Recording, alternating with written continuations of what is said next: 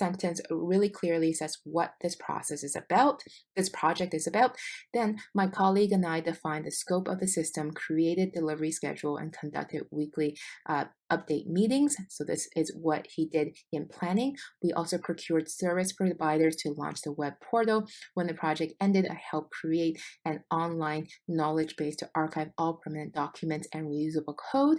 So this is what he did in monitoring, controlling, and closing. The end result is an online information management system. So because this person only claimed hours for 3 of the 5 process groups, this is good to go. If you claimed hours in all 5, then you need to, go back and look at this and really make sure you have at least one terminology for each of the 5 process groups that you have claimed hours for. Now that we have looked at the application, let's now look at the exam.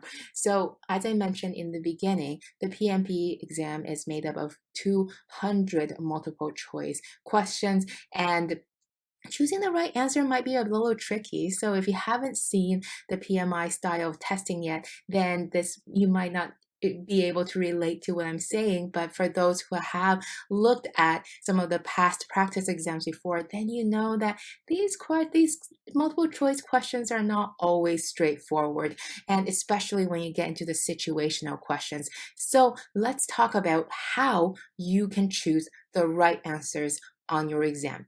So before we get into the actual tactics, here is a secret that I want you to know. So you might already know that the PMP certification is all the rage right now, and it has really grown in both popularity and prestige over the years. And what this means is that PMI has more resources and people than ever before working on developing the certification to make it even better. And what happens when an organization grows is that they start to specialize. There's different teams that start to form.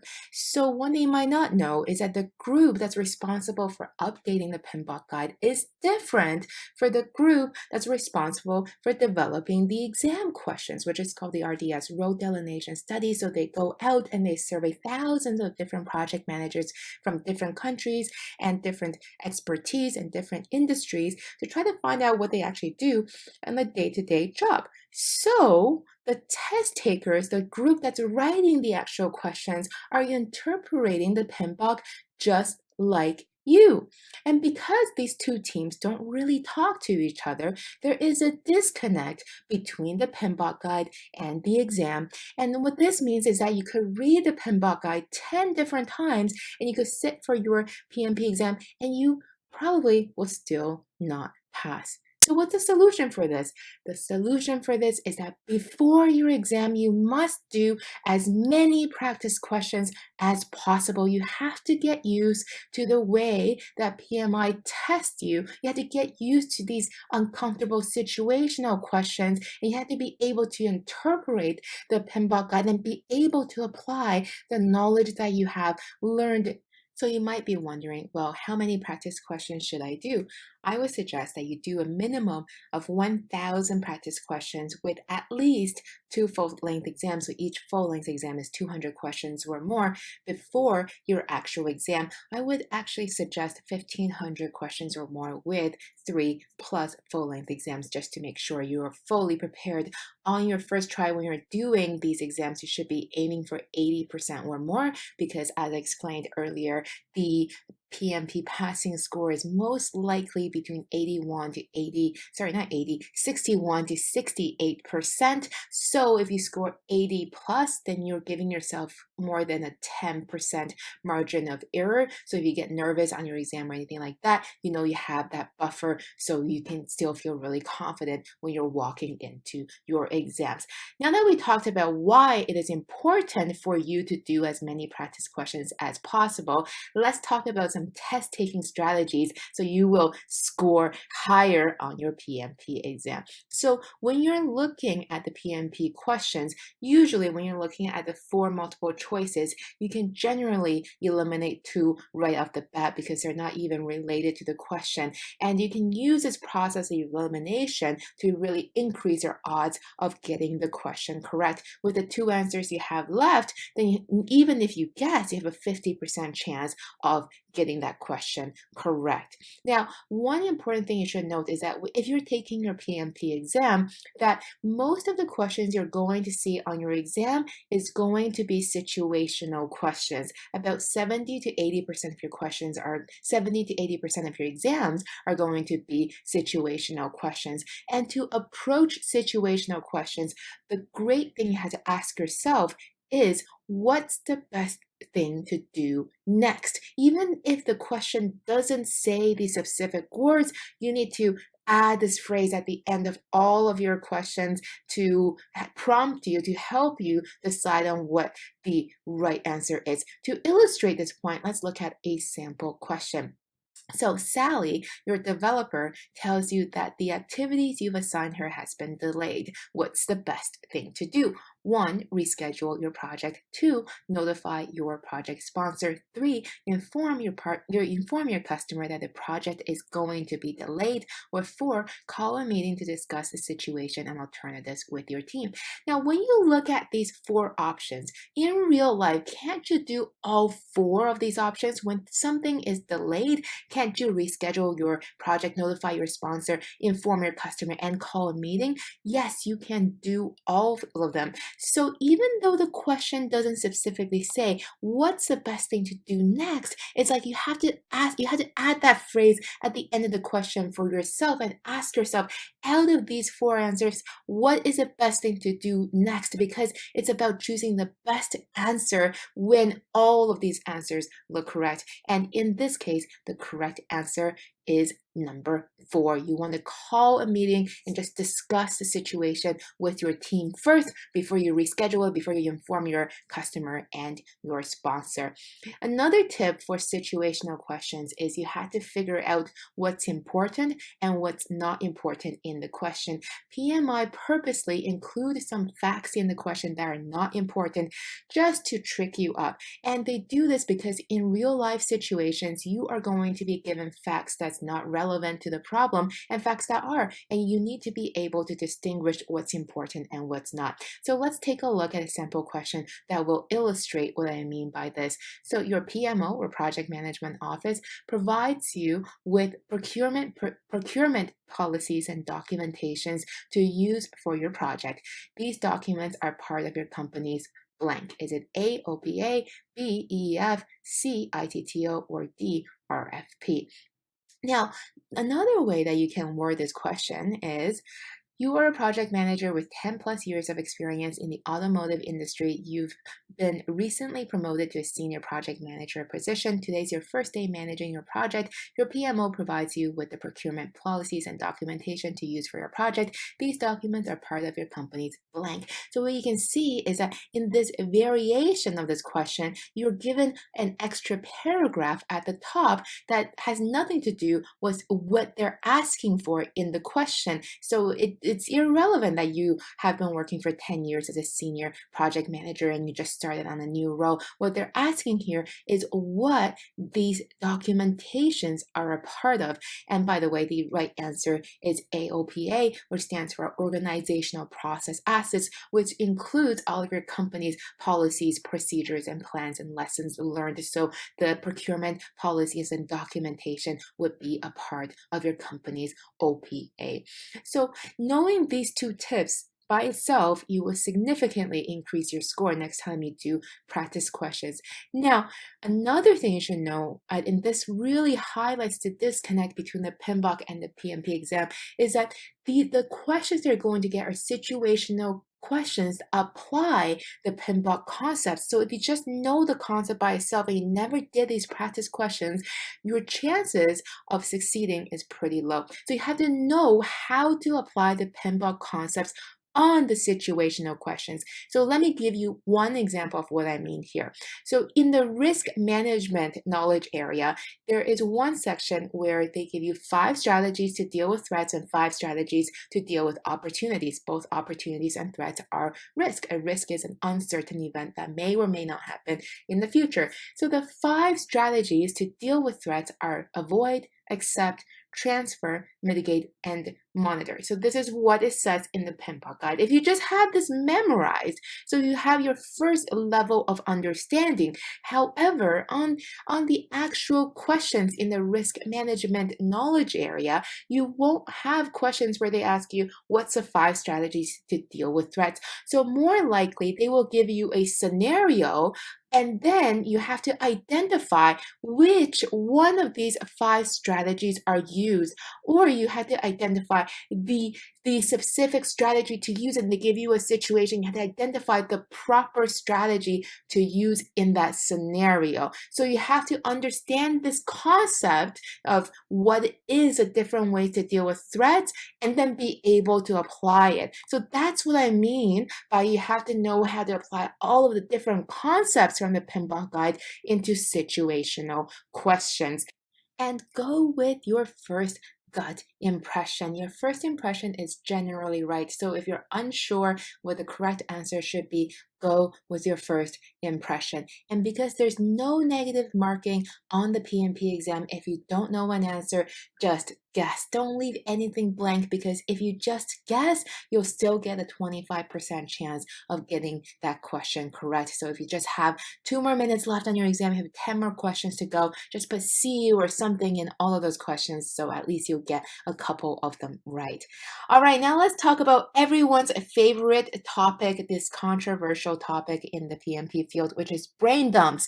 Somebody loves them, some other people hate them. So let's talk about what they are. So when you walk into your PMP exam, you'll be given 2 blank pieces of legal sized paper that you can write whatever you want on them during your exam. Now, if you want an extra sheet of paper, you have to give back one of the sheets of paper that you already wrote on, which usually has important notes and stuff like that on the paper. So I would not recommend it. So for all intensive purposes, assume that you just have 2 pieces of paper. Now, what some people like to do is use the first 5 to 10 minutes of their exam time to write a cheat sheet or brain dump for themselves, which will jog their memory to the important things that they should note throughout their exam. Here's some examples of brain dumps. Now, my take on this is that when you're doing your practice exams and you notice that when you have this brain dump, it really helps you organize your thoughts and get everything together and really focus on the key points that you need to note, and really help you memorize the things that you're weak on, like contract types or EACs or all these formulas, then for sure use the first 5 to 10 minutes to draw out this cheat sheet for yourself. Just have a couple examples here of different things that you can put on your cheat sheet. I'm not going to walk through what all of these different things are, but if you stick to the end, you're going to get all the slides so you can dissect them on your own time as well.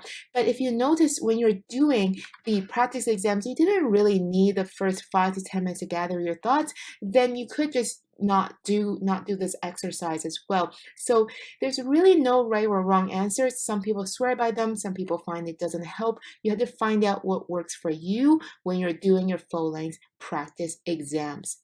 All right, who's having fun so far? Who learned something new today? Okay, if you are ready for more, let me give you more tips to help you pass. Now, let's create a specific study plan that will help you get certified in the next 6 weeks. So there's only 4 steps to this plan. You ready for it?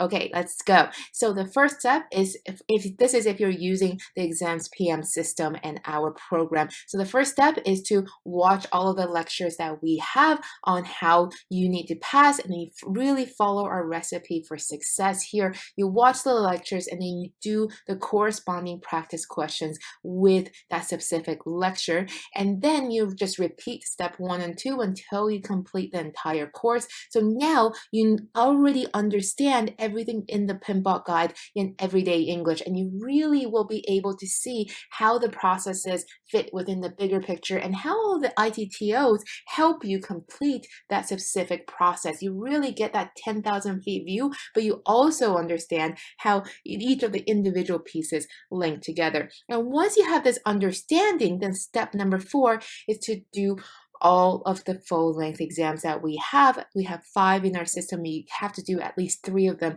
before your actual exam. And then if you just follow these steps in the next 6 weeks, it will even tell you exactly which lectures to watch on which date and which practice questions to do. If you just follow this system, you will get certified in 6 weeks. So now you know the tactics, you know what to do in order to pass in 6 weeks. But there is one key issue that we need to address, and that is mindset.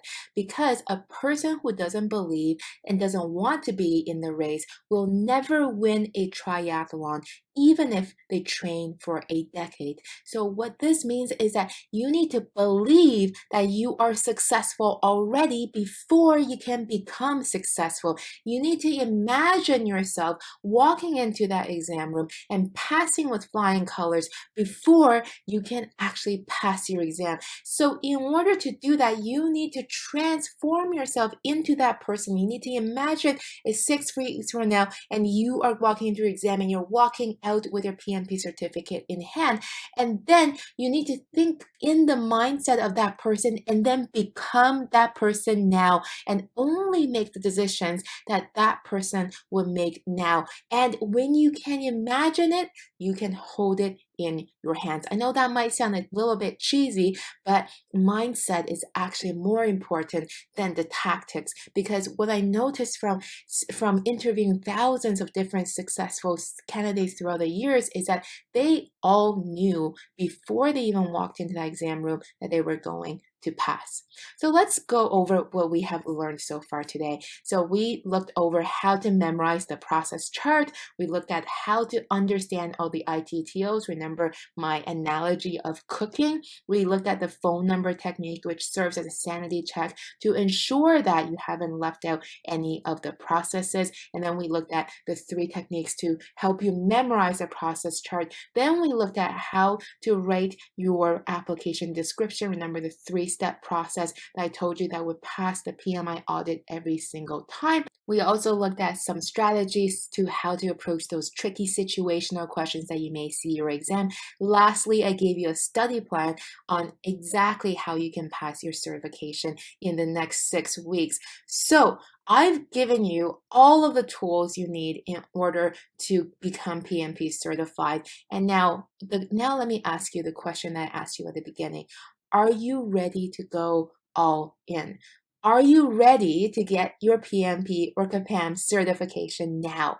Because I hope throughout this presentation now, you can see that you can memorize a process chart much more easily. And I hope that once you walk into your exam now, you'll feel much more confident knowing the tips that you knew today.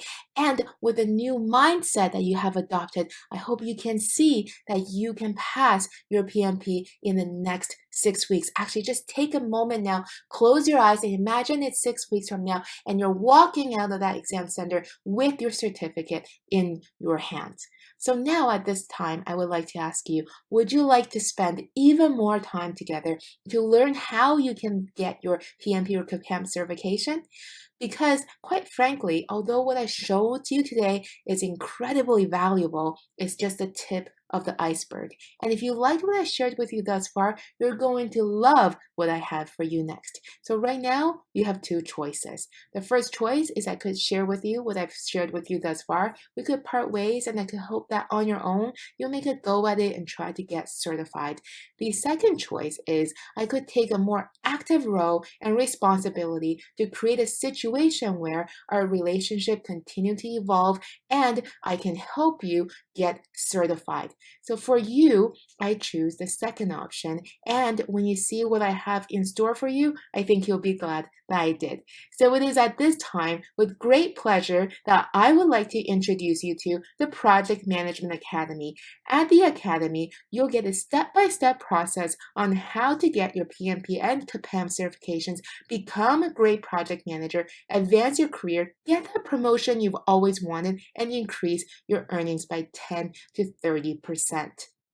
So let me tell you what's included in the Academy. You are going to get lifetime access to our PMP and CAPAM Elite Exam Prep courses. So this course is based on the PMBOK 6th edition. You'll learn all of the concepts you need to know for your exam, and you can access this course anywhere, anytime you want, be it your smartphones, tablet, desktops, you name it. And the best part is that there is no need for you to read the boring and wordy PMBOK guide, because we cover everything you need to know in this prep course as well, in plain, everyday English, so that it's very easy for you to grasp. And if you ever struggle with the math sections of the exam, you need to register in this course, because we have in-depth analysis on all of the earned value management and contract and all of the other formulas that you'll need to know for your exam. And the true difference maker of this exam prep course is that we have in-depth explanations on all 5 process groups, 10 knowledge areas, and 49 processes. So we not only tell you what the definition or what a specific ITTO will do in a specific process, but we will also link that back up into the overall big picture of how PMI wants you to manage projects, how PMI's methodology works, and you can not only use this methodology to help you obtain your PMP certification, you will also become a better project manager by knowing these methodologies, because you can apply them into your workplace right away. And this course is excellent for busy professionals such as yourself, because you can download the material from this course and study with you when you're on the go. You can download the slides, make your own study notes, and once you complete this course, you will get your 35 contact hour certificate, which is going to approve you to write your certification. And we are an REP, registered education provider, with the PMI, so these contact hour certificates will be approved for sure. You're getting lifetime access to this course, so you can go through this material as many times as you like and on your own speed. Now, let me share Ranga's story with you. So he was working as a process engineer in an automotive